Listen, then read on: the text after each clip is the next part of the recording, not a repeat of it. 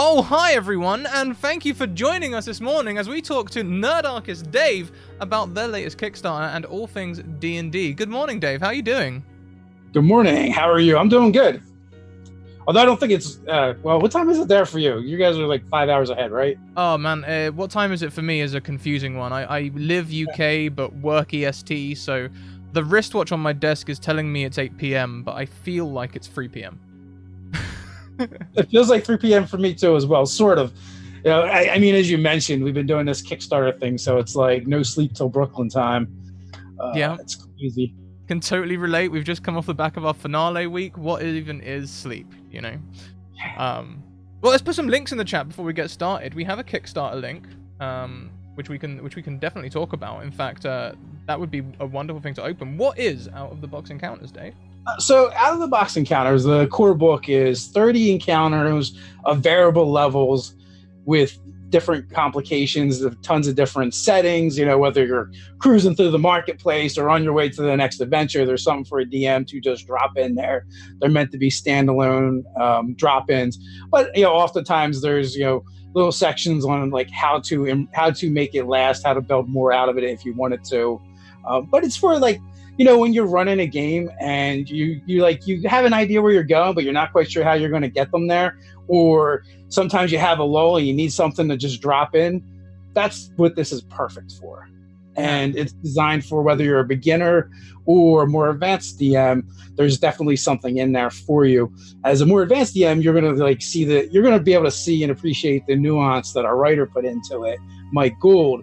As he takes into consideration, things that your players will often do that is unexpected or out of the box, right? So the out of the box has quite a few meanings for us. One being that we also offer the minis and maps to put down on the table, so you kind of have everything right there. Mm-hmm. But Mike has been GMing for 30 years, and he takes that experience and uses it to build these encounters for GMs, so that maybe they weren't thinking of some of the things the players would do, but he's seen a lot over the course of 30 years. So we get to draw on his experience. It's really a wonderful product. And I don't feel conceited at all in saying that, because I am not the primary designer or writer.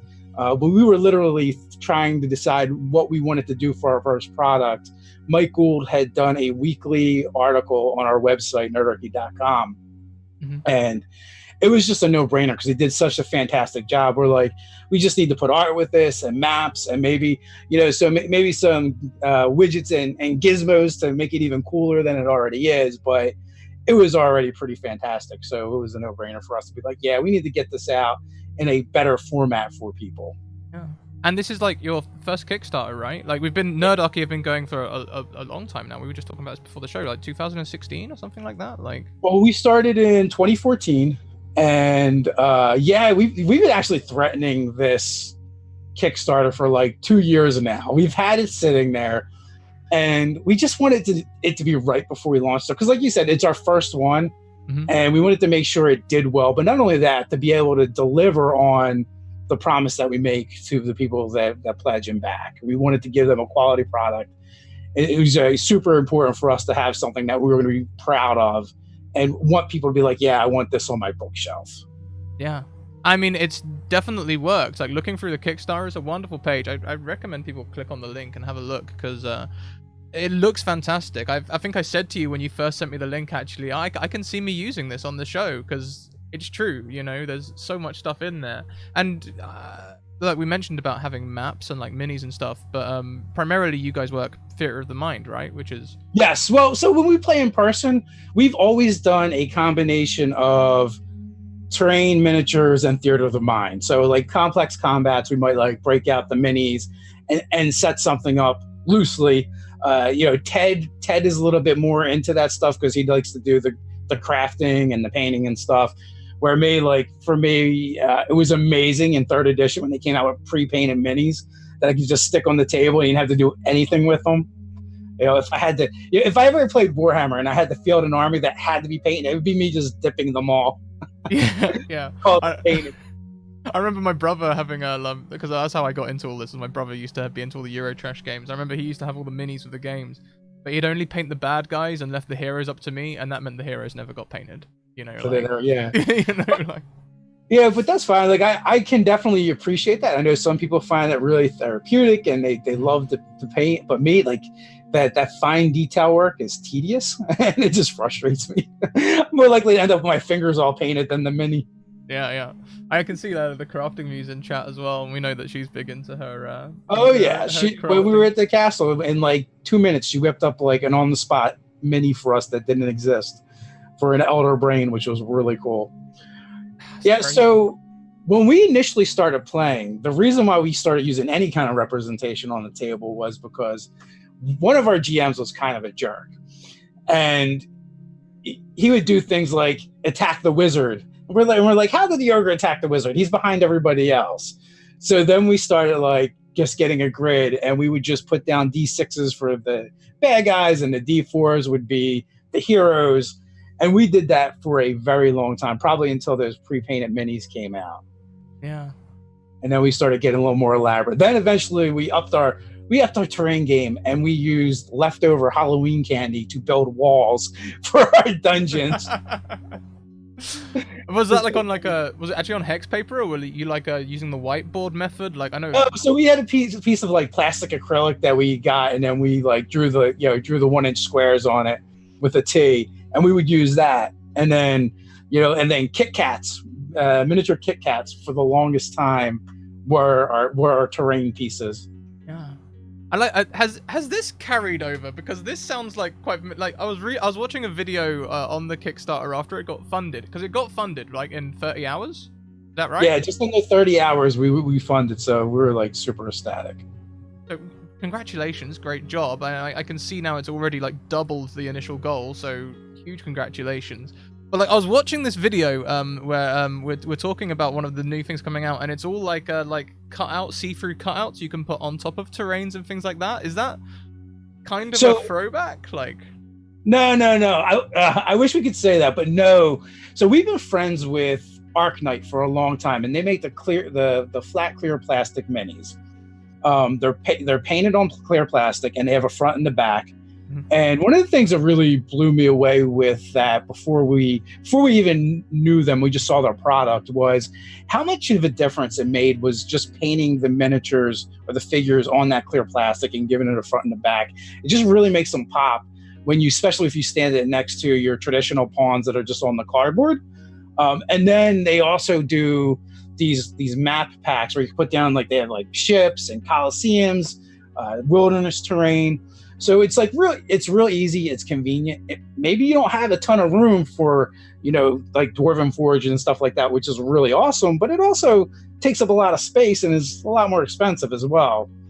Yeah. But this stuff, a GM could just put it in a folder and take it to their game, especially if they're traveling. If you got Dwarven Forge or anything, anything like that, you're not going to be moving it around. No. That needs a room dedicated. You know which house you're playing D&D in. Absolutely. Yeah. So we've kind of been in love with that since the beginning. So we decided to reach out to them and partner up with them. And we just thought, how cool would it be if the actual monsters that we put in these encounters had the pawn assets to them, and then we had the maps and the objects in order to build these scenarios. Yeah. And I mean, we talked about the castle for a second there. Was there any, if we were at the castle, might we have seen some of the out-of-the-box encounters? Might we have had a sneak peek and maybe not known? Were you doing any trial runs there or anything like that? Now I will say, Nerdarchist Doug is the one that is most intimately familiar with the out-of-the-box encounters from the Nerdarchy crew because, he's our layout and editor. So he ran through and did all the initial edits on them, putting them on the website. And then he's been working on them ever since. So he did pull a lot of them and a lot of other Nerdarchy products from our store and use them in the castle. So his table actually saw the most, where I used our stuff more so for the one-shots that I ran at the second castle. And I'm not sure exactly what Ted did. I think me and Ted did a lot of similar stuff where we like to just make stuff up as we kind of go. And we do a lot of improv GMing. And I guess like I got into this habit too of we would make stuff together all the time. So we were on the channel, so we were all familiar with each other with all the stuff, right? So when we'd also play together. So when we play together, we wouldn't use the stuff we made because everyone already kind of knew about it. So we end up making new stuff anyway. Yeah. It's like the kid that you watch a movie with and they tell you what's going to happen next, sort of thing, right? Like I'm the same. I like making up new things on the fly and seeing what people do, following their actions. Okay? Yeah. So yeah, I was looking at the chat a little bit. Starbursts are great minis. Not for a diabetic though, sadly. Well, I mean, I suppose that's like if you can't eat them, I suppose that helps. But well, it helps them last anyway. Yeah. So should we talk a little bit more about like because like I say, we're already funded, so you've already hit all your financial goals, right? Oh yeah, that is we're funded, and I think we've just blasted through like the first 5 stretch goals is where we're at now, if my math is correct. Yeah. How many stretch goals did you start with? Did you start with like? So we had about 10 of them already planned, 11 of them planned, and we've just been kind of like slowly revealing them as we go. Although we've had to reveal them a little faster than we anticipated, which is a great problem to have. So we do have 5 mystery guest encounters that are coming up. Ooh. Which 3 of them have already been revealed. So we've got 2 more of those. I don't know that we'll add any more, but who knows? We'll see what happens. Also, we have to take into consideration like how big the book's going to actually be. Yeah, right. Because like you don't want to fill it with too like I don't know like I know what you mean, right? You want it to still be like a useful book. Sometimes when they get too big and you just have like comics for pages and pages and Yeah. But, well, not only that, from a logistics standpoint too, like you kind of have to figure out going in. It's like, well, when you're figuring out your printing and your shipping and all that stuff, how big is this book going to be? Because if you push into the next tier, then like everyone's shipping costs just changed. Yep. Oh yeah, that must be those kind of changes make people unhappy. Yeah. Wow. And I can see like you've. Am I right in saying you've just blown through 40,000 as well, right? That's because like I'm looking at Kickstarter and mine's in pounds, which doesn't help, but like it sort of gives a conversion. So there's only 1 stretch goal left published at the minute. No, we've got some other stretch goals to add. So like I said, we're just revealing them slow, so we don't reveal them at all. So folks, you don't know how many we're going to reveal. How deep does the bag of holding go? Yeah. Well, that's also kind of like an internal discussion. Is like, how far do you go? Is there a point where you're just like, enough is enough? With it being our first Kickstarter, we don't really have a lot of these answers. I mean, we've got some good people helping us, which makes it super easy. Like, and also I should like shout out those people real quick because without them, this would not be possible. If it was just me and Ted, we would just be staring at each other, going, "I don't know, what do you want to do?" But no, we've got the Kearney brothers from AbTab, Absolute Tabletop, helping us manage the Kickstarter. They've been fantastic. Nerdarchist Doug, I've already mentioned. He is integral and essential to the functions of Nerdarchy Daily and otherwise. We've got Daryl T. Jones helping us with maps and assets on the actual Kickstarter page. Kim Van Doon is doing the art inside. Cecil Howe has done some maps for us as well. And of course, Sarah Dallinger did the cover, which looks freaking amazing, which you can see some of the art around us right now. So, we are over the moon with the team that we were able to put together. And without them, this would not be nearly what it is. Yeah, of course. And of course, I mentioned Mike Gould. He's our lead designer and writer. Yeah, and it's one hell of a product. I mean, we like dip into like Nerdarchy for a minute. Like when you got started and stuff, did you?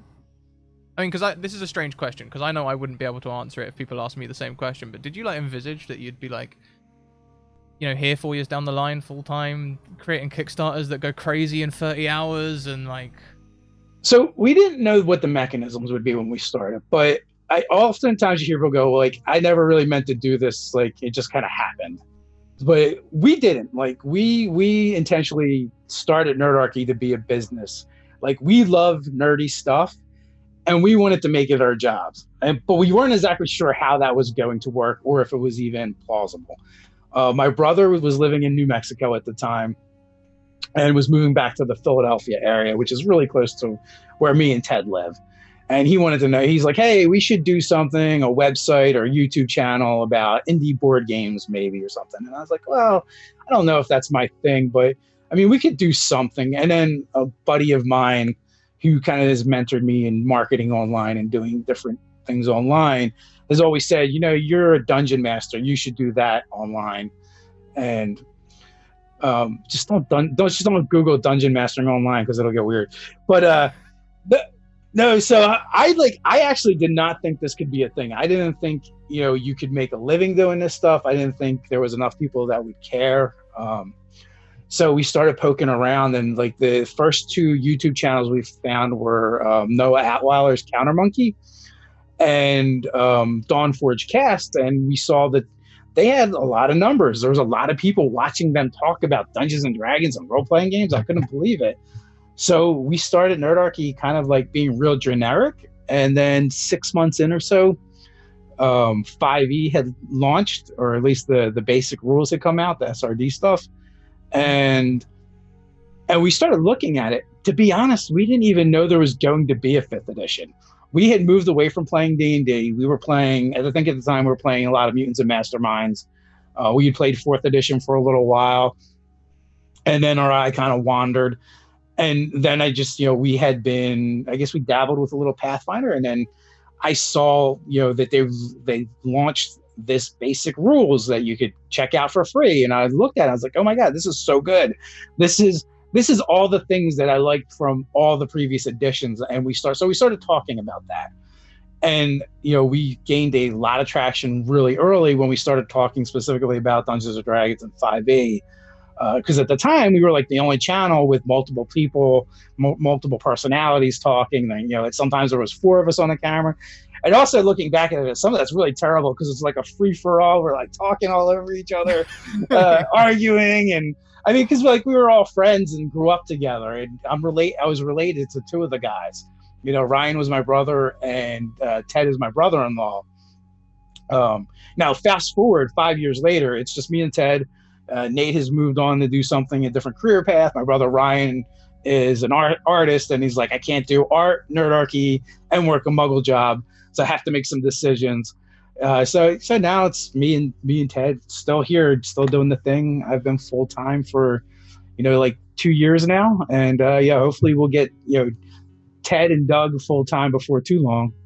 Yeah, congratulations as well. It's a big scary step going full time. Like, oh yeah, tell me about it. We had our best 3 months on YouTube ever, and then we encountered our first adpocalypse after I told my boss not to bring me back to work.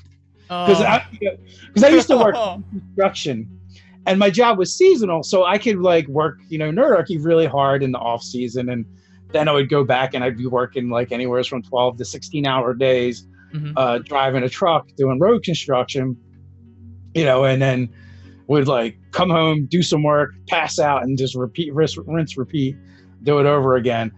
But like we got to a point where I was like, oh, this is actually going really well. I can't actually replace my income, but I think it's enough to get by so we can grow this thing. And then it was like, that's the mark of success, right? That's the mark of success. If you're paying your bills, you've done it, right? Yeah, absolutely. But you know, that taking that leap of faith really opened up some doors for us. We got to go out to LA and be on GM tips and hang out with Satine Phoenix, which was really cool. And you know, we started hitting more conventions as Nerdarchy. Last year we went to France to play D&D in a castle, or I did, and then this year the whole Nerdarchy crew was flown out there and we headlined our own castle, and where I got to meet you in person, which was really cool. Yeah, it was super cool. So like my life is just weird now. Ever since I started doing Nerdarchy, like at one point we were celebrating, I guess it was like we were like a year in or so, and we were celebrating my 40th birthday. So we went to medieval times. And then afterwards, at the time, we were doing a lot more generic type videos. So we talked about it. And one of the knights found it and tracked us down. and then was trying to set up something between their marketing department and us. So we were kind of like going back and forth. So for a period of time, like I had a night calling my cell phone. I'm like, my life is so weird. Yeah. But it's okay. And like with that weirdness as well, like I know like it can not rub, that's the wrong word, but sometimes it can be a little jarring for people who aren't in it. Like so my parents, for example, they're wonderfully accepting, but I just tell them I'm a broadcaster. Like how do you explain what you do to people who maybe, I mean, you say a lot of your family are involved in it, so maybe they all understand. But like, what? Nah, just Ted and you know, and my brother Ryan, you know, but most of the other people, not really. They know we do a thing. And I think they're just like, oh, well, they're not asking us for a lot of money now, so it must be all right. Yeah. You see them paying their bills. Yeah. Yeah, no, I've been fortunate. My wife's always been very supportive. She's always been more gamer adjacent, more nerd adjacent than into it. But, you know, even over the years, she's kind of come around. We've played some family games. And you know, next year, if she goes to the castle with me, she'll get a spot at my table, and she'll get involved and play. But still, you know, more nerd adjacent. But she's been super supportive the whole time, and like I think she's watching the Kickstarter more than I am right now. Like she was messaging me when it finally kicked and letting me know. I actually had like a bunch of notifications from different people on my phone. I'm like, I bet the Kickstarter just kicked. Yeah. I mean, Alice is in this with me, 100%. In fact, it's a little known secret that she's a better DM than I am. Her campaigns are the best ones, but it is good to have that support, right? You know, like they're with you. Well, it's hard to keep that secret when you stream your games. Yeah, indeed. And like, so I'm thinking about like. What does your week look like? You know, like, because you're YouTube, right? And I know YouTube and Twitch are very different. I just press go live and that's it, done. Like, do you have a lot of editing in there? Is there a lot of gaming? Like, how does it all stack out? So, basically, for me, you spend so much time doing the things that aren't actually about the thing you do, is the way it works. Like, one of the things I never anticipated was the number of like meetings that would be involved. But for me, it's like managing the socials, social media, the Twitter, the Facebook. We put up 3 videos a week.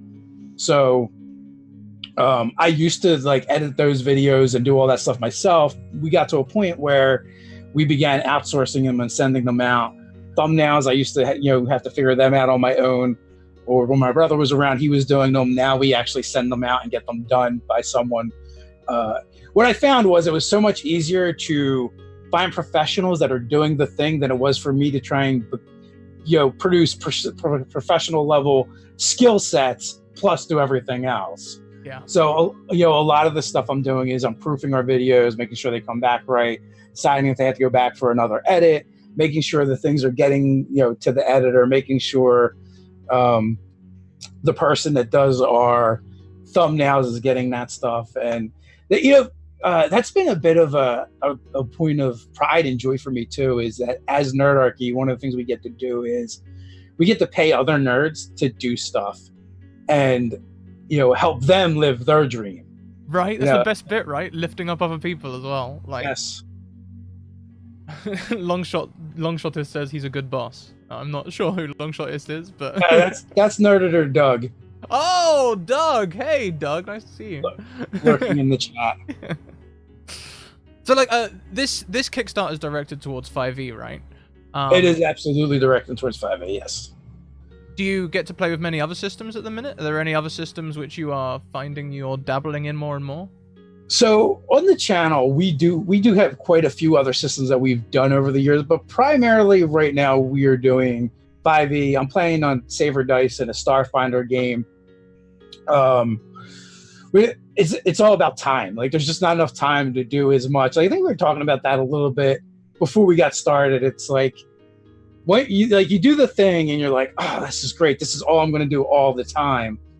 But because you're doing the thing, you don't have as much time. So since we spend a lot of time talking about D&D and role-playing games, there isn't as much time as there used to be for playing them or watching other content. We spend more time creating it.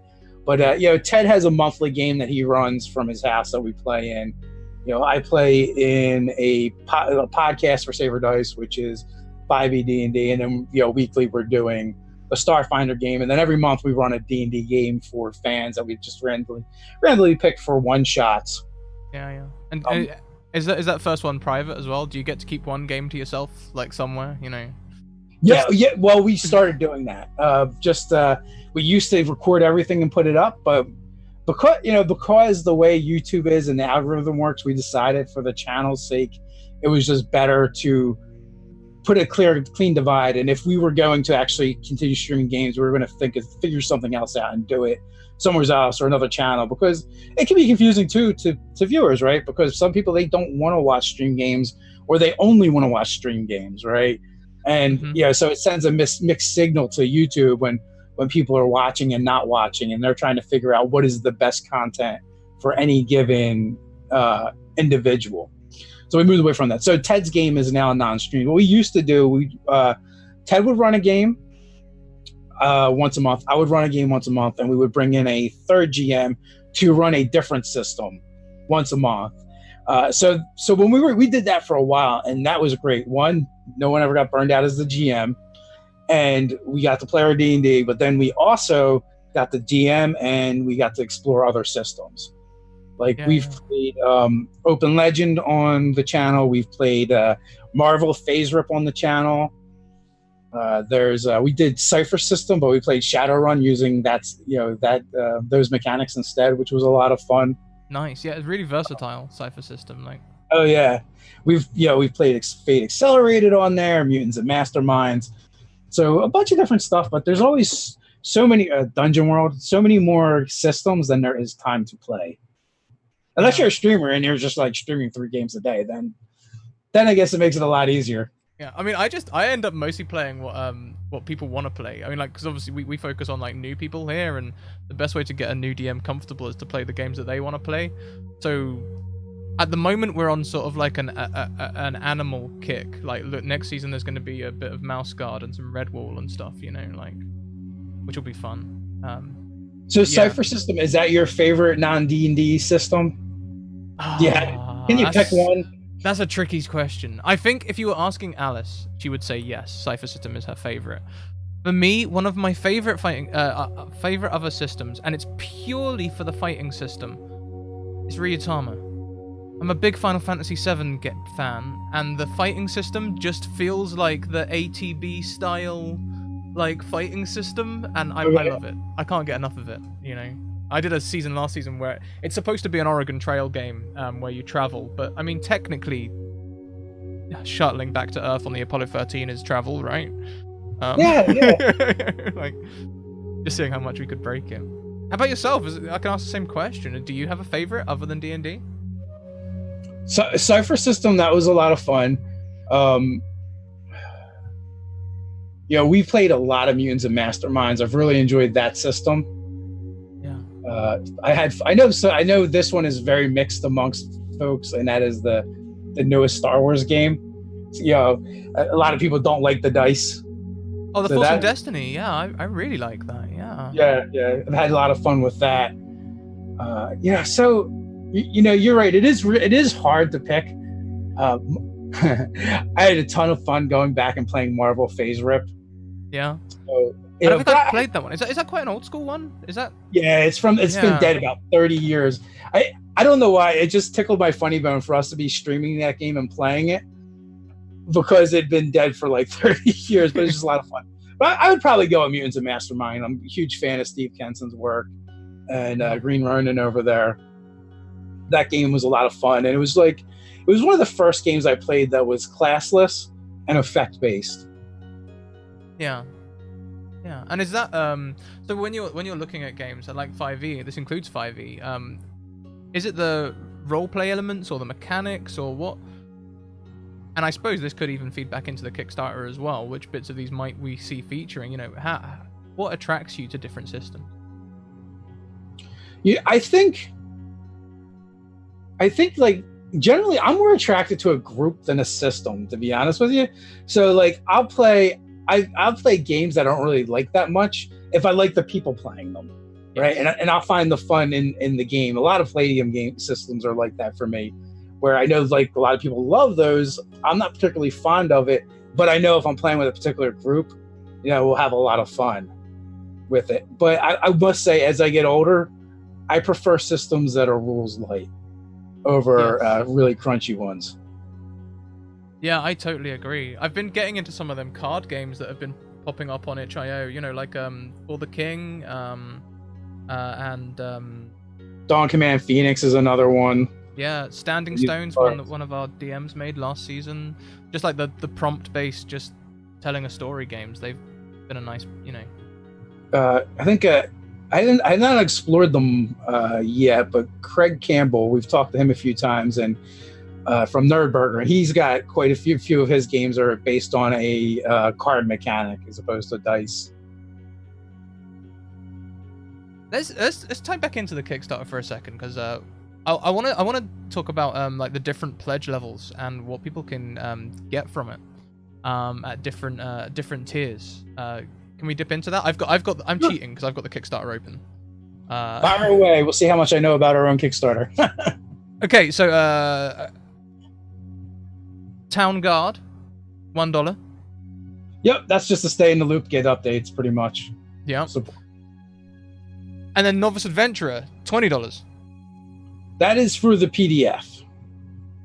So basically, you're just going to get the PDF with that. Yeah, some people don't want books, or I feel like we've got into like the action section, pop quiz, action round. I mean, so I can see there's 2 pledges for $40. Yes. So the one of them is, hey, I want the hardback book, and one of them is, what we're doing. And also, if you're a big fan of PDFs, this one has a ton of value. The Ethereal Summoner is the PDF, and then every PDF that we produce between now or everything that's on our site now, and everything we produce up until we actually come out with the product. So I believe we got like 17 PDFs on our website, with more waiting to get put up. So whatever that number is when we start delivering, that's what you're going to get. And are they like encounters or monsters, spells, or a mixture of all of them? No. They're full products themselves. Oh, okay. So we have our Fantastical Mounts, which is basically a book with new mounts, new beasts. We have Heroics to Hit Dice, which is basically a new mechanic for using your hit dice instead of using them to heal. You can like activate different powers with them. We've got a bunch of things that are kind of like they're almost like adventures. They're definitely good for a night of adventure. So throughout all of them, there's tons of new monsters, new spells, new magic items. Some of them have new subclasses. So it runs the gambit. Yeah, that's awesome. I when I read PDFs, I thought it was just like sometimes I get things from like people that are just like oh, here's a character you could use, That's awesome. No, it's like go over to our store. Everything you see over there, that's what you get. And at the time of delivery, whatever we've added is going to be put in there as well. So we're going to pack that sucker. That's fantastic. So so what we typically do is we create full products every month on our Patreon. Mm-hmm. And for like $2, we give it to our patrons, and then like a month later, we put it up on our store. That's really cool. I bet we should get some like Patreon links and stuff. If Doug's in chat, if you want to spam some links in there for like store and Patreon, that'd be awesome. Not to like just call on people in chat to like do things, but Yeah, get them back. It's really easy to find our stuff anyway. Just Google Nerdarchy, and we're pretty much on brand for everything. Oh yeah, definitely. Okay, so going up then, we've got $50, and then it like jumps all the way up to like $115. Yeah, so the $50 is just, hey, I just want the hardback book. Now, the $115 is a super value right there. That level alone is worth probably $200 or more easily, because that's the level where you're going to get the hardback book, the PDF, and you're going to get the maps and the minis. Well, the minis and the maps themselves, MSRP at $150. So we'll probably have them as add-ons if people want to add them on, but it still won't be as good a deal as just pledging that tier level. So we want, and one of the reasons why we actually purposely put that tier lower is because we know when we ship international, people are going to get murdered. We just can't help it, but because it ends with the combination of the book and the maps and minis makes it heavy. Yeah.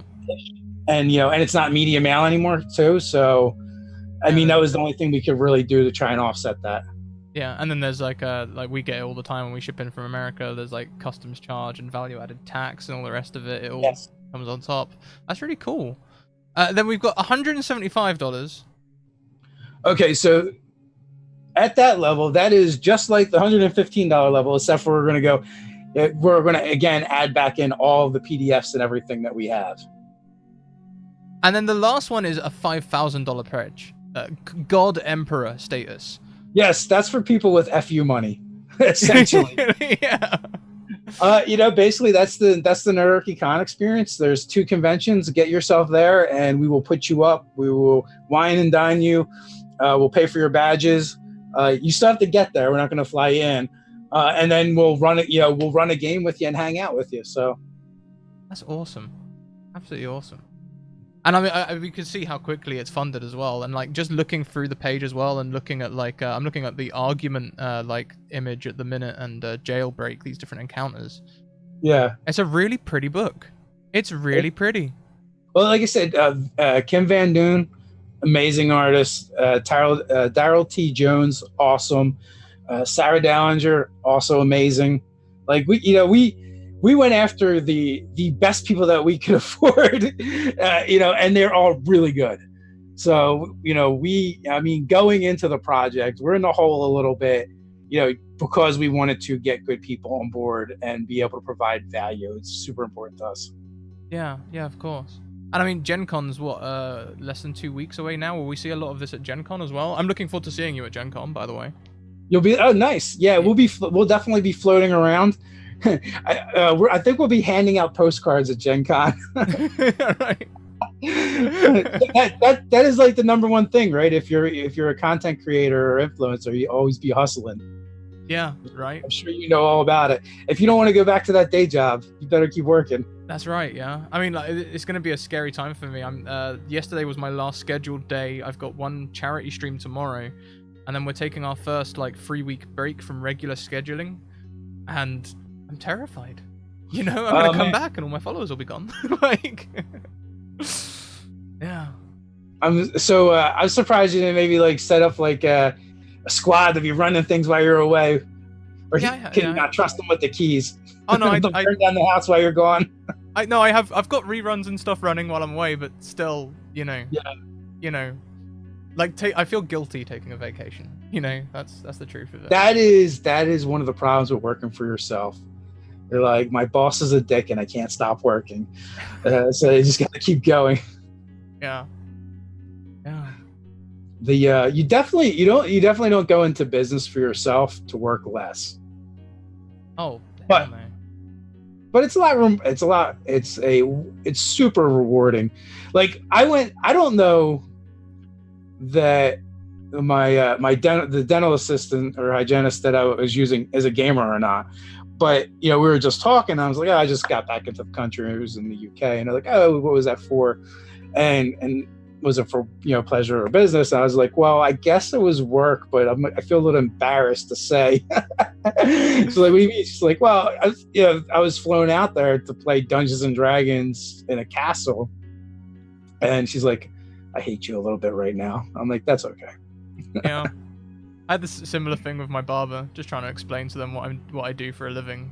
Yeah. Again, it goes back to that feeling surreal. I can't believe this is our life and this is what we do. Yeah, happens a lot, right? Oh yeah, especially I'm gonna go out on a limb here and speculate. I might be a little bit older than you, and when I first started gaming, the internet wasn't even really a thing, so everything happened in these encapsulated bubbles when it came to role playing games. And there was the 80s, so there was the stigma of the satanic panic and all that stuff. So to think about playing on my buddy's porch or in a friend's basement to where we are now with the hobby and how incredibly popular it is. And I mean, we've had there's been 4 or 5 Kickstarters now in the RPG niche to do over $1 million. We're on the verge of being mainstream. Critical Role, they get tens of thousands of people watching them live every week. It's crazy. It is crazy, and it's really only happened in the last 5 years. I think it's accurate to say it really started becoming popular again. Because I mean, no need to talk about age here, but even when I was at high school, D&D wasn't a cool thing. Definitely not. We would talk about it in code when when we were kids in high school, and we would call it rocking out. You gonna rock out this weekend? Yeah, sounds good.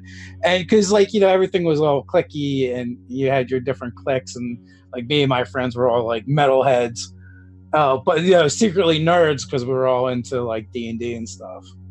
Yeah. I imagine there's got to be a lot of different cultural things there as well. Just English school. We just well, actually, none of us really talked about it at all. We just didn't. We might as well have been talking about sex. It was just behind a curtain. It doesn't happen. We're just well, then then when I got older and an adult, quote unquote, and I'm in the working world, I would never tell people what I was doing over the week. I would rather have them thinking that I was snorting blow off a hooker's ass than playing Dungeons and Dragons. Anything but that, pretty much. Now we're public figures almost. I was slightly different in the industry. I used to work in factories, and I was the guy that had the poster on the wall.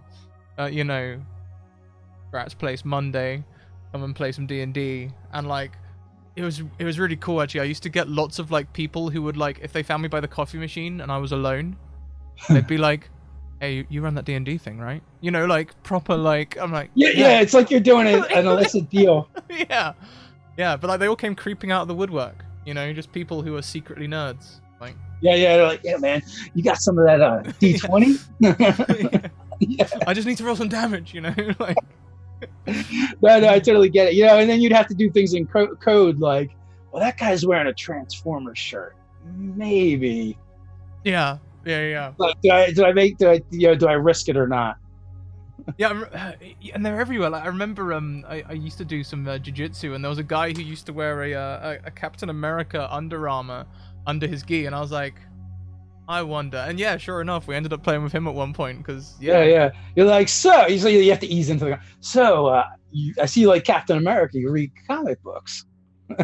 Right? Yeah, you just try and find them segues. See how actually D&D is how I ended up getting into comic books in a roundabout way, because that Marvel Phase Rip game, we started playing it when we were teenagers, and I wasn't reading comics at the time, but we were playing that game, and everyone had already picked the Hulk and Thor and Silver Surfer, the super powerful characters, and I was trying to figure out who was on par with them, so I picked the character, and then I was like, well, now I want to know more, so I went to the comic book store, and so I started reading comics with a pretty obscure title from Marvel, and that was Alpha Flight, and and I remember I'll never forget going in there and the kid that was working behind the counter getting which was a guy to me because I was a kid at the time, but this guy in his early 20s was super excited to tell me about Alpha Flight and be it's so cool, it was one of the first real deaths in a comic book, and so D&D's opened up a lot of doors for me and other people, so it's great. It's probably why I started reading novels, why I started reading comics. Yeah. Do you get a lot of fan outreach about that as well? People who are just grateful for what you do? Yes. I've never been a particularly emotional person, but doing this has really changed that. When you get a message from someone, and it's what, I was in a really dark place in my life, and I was considering suicide, and one of the things that helped me through those times was watching your videos, and that's one of the things that kept me going. It's truly humbling because I'm some jack off on the internet talking about playing make-believe as an adult, right? And I don't really think about it that much, but then you get that email, or that message, and Mm-hmm. we've gotten it more than once. So when you figure out what you're doing like really matters to a lot of people, and anticipate that kind of stuff kind of really like gets you. Yeah. I mean, it's an incredible feeling. As we've had a couple as well. Like, we embrace the emotions over here. Let's evoke emotions is our slogan. And oh boy, you should have been there for some of the finales this week. I think we made a 30-minute highlight of just 4 people crying around a table, which was intense. But like, yeah, getting those messages is amazing.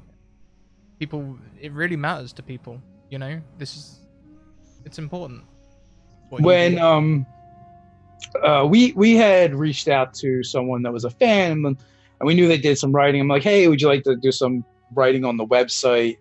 And they're like, yeah, I'd love to. And then they dropped this article on our website about how, like, after their wife passed away, like Nerdarchy really helped them and brought them back into the hobby. And it's like, oh wow. and you just don't know. And aside from from that kind of stuff too, just the sheer number of people have been like, oh, you're the reason I dungeon master, or you're the reason I got into the hobby, or you're the reason I came back to the hobby. Like, those are my two favorites. You're the reason why we started playing, and probably even more so is my favorite, like, the people that come back to the hobby after being gone for like 20 years. Yeah. Yeah, they're like, oh, like, because I guess they see us doing it and talking about it, and it makes it okay somehow. I don't know. Yeah. Well, so I want to go back to the Kickstarter again, because I'm looking at your stretch goals and things, and you say you've kept some of them secret and stuff, right? Yes. So is there something like big that you're keeping, like? Oh yes, we have one. We have one. People are gonna either love it or hate it. I can tell you that right now. It's been something that's been very divisive in the niche, specifically for D&D, but it's been coming slowly but surely turning around and being turned around because of the hard work of certain individuals, I'll just say. But yeah, and it has not been done by any Kickstarter to this point, and very few people have actually been involved with it that have not been like at the top of this industry. So that's what I'm going to say, because but we're super excited when we release that one, because we think it's a big deal. Anyway. Other people may not even care. I don't know. Oh, it's such a tease. It's such a tease. Oh, okay. But at the rate we're going, we might be there next week. I don't know. Yeah, that's true. Before we schedule another interview next week, we'll find out. I'm thinking the top of. But yeah, that's been exciting. And we're working on some other things behind the scenes that we can do to add more value, and hopefully give back to the community as well, because that's always been important to us.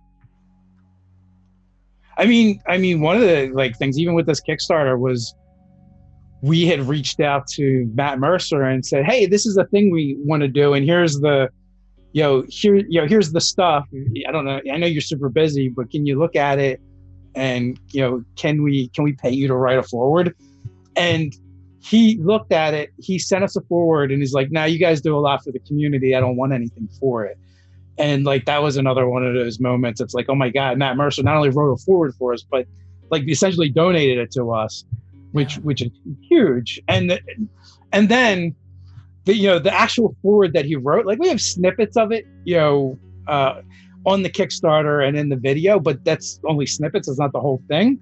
When I was reading it, my wife, I was laying in bed, it was late, and I opened my email, and my wife was like, do you need to be alone? I'm like, just maybe. Wow. I can see the snippet. I'm intrigued to read the rest. Intrigued. Yeah, so we were really blown away and very appreciative and humbled by that. Like I said, you just do a thing and you're just doing it, and every once in a while you poke your head up and you see these things that you didn't see before, or you missed, or you took for granted. Yeah. And also thank you as well, because you do a lot for the community, and I know sometimes you can sort of kind of ignore that or just bury yourself in workload, especially when you're doing a lot of castles and Kickstarters and not really sleeping, but thank you for all the work you put in, I guess. Oh, you're welcome, and thank you for everyone. Because like I said, without like everyone watching us and interacting with us, we would just be sitting in Ted's basement talking to each other pretty much, you know. And that's been one of the weird things about what we do is like when you encounter someone in person and like you're looking over and they're kind of like awkwardly hovering and you think and they want to talk to you, but he's like they're nervous or whatever, and like that is such a weird feeling because like I'm like, I don't know, I'm just a dude that likes to roll funny shaped dice and play make believe. So that part is a little odd still, and it really takes a lot of getting used to. We did this fantasy cruise where we gave away a cabin on a cruise, and we went down to Tampa, but we went down early and we're like, hey, if you happen to be in Tampa and you want to hang out with us, we'll run a game for you. You know, we'll grab some pizza and run a game for you. And we had a bunch of people show up, and actually our first backer, Jose, was actually one of the guys that showed up for that game. So that was really cool. But there was this one young kid that showed up and like, he was like shaking.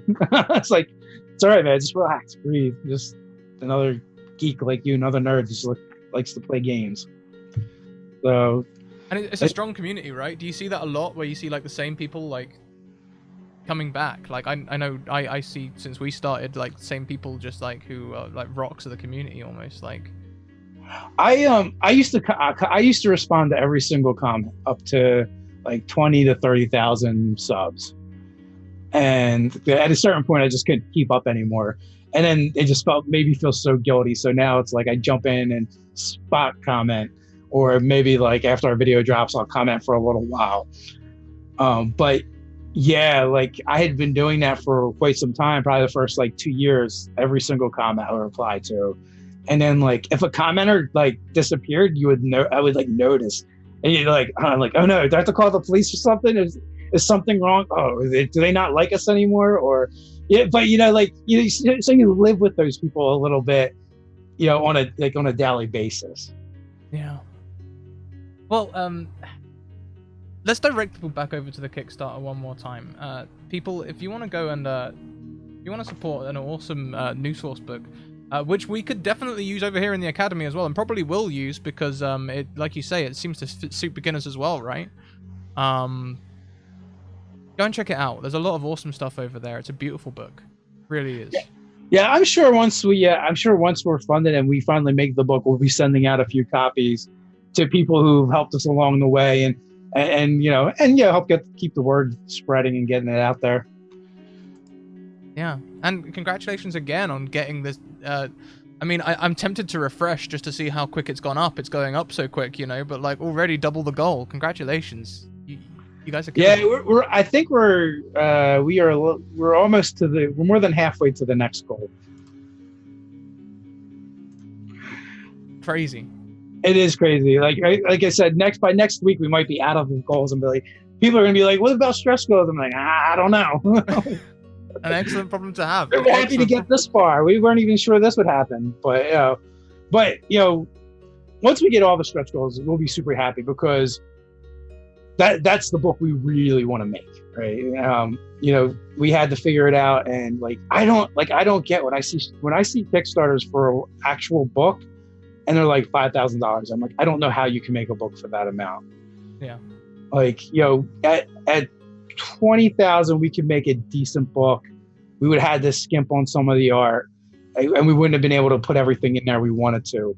Now we're really close to getting everything we want, and a few more stretch goals, and everything will be in that book that we want. And I have no doubt that we're going to get there at this point, and that's going to make me super happy to be able to give everyone the best product we can possibly give them. Such a good goal. Is there anything else that you would like to address, or people you'd like to I know we thanked people a minute ago, but before we wrap up the interview, is there anything else that you'd like to mention or say? Yeah, I mean, obviously, thanks for having me on, and to the community as a whole, because we do have one of the best communities, Nerdarchy specifically, but the Dungeons and Dragons community and role-playing community overall. We do not get the toxicity to the level of a lot of other genres and niches do. So I'm really grateful for that. The team that we have, everyone that I mentioned, I want to thank them because they're amazing. They've really knocked it out of the park. And if you're going to be at Gen Con, me and Ted will be floating around, look for us. And as I like to say, if you see Ted, you can tackle him with love. He loves when you do that, for sure. Fantastic. So we also, I think we'll be doing some panels at the Keystone Comic Con coming up in Philadelphia, the end of August. And then V from the Crafting Muse, she'll be there. She's in the chat right now. So we'll be talking about streaming D&D. Mm-hmm. And then after that, I'll be at Gamehole Con and then PAX Unplugged. So, hey, I'll see you at PAX as well. That's my 2 trips to America this year, Gen Con and PAX.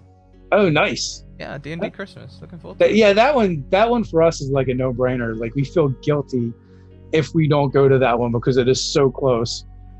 It also makes it a little bit more of a pain in the ass because we end up commuting in every day. But it, it's like 20 minutes from Ted's house. So pretty close. Oh, that's not too bad. Yeah. No, not at all. Awesome. Well, thank you so much for this interview, Dave, and thank you for sharing this product with us and making it as good as I know you're going to. I'm eagerly anticipating it. And yeah. Thank you very much. Oh, thank you. And like we like to say over at Nerdarchy, until next time, stay nerdy. See you later, everyone. Bye.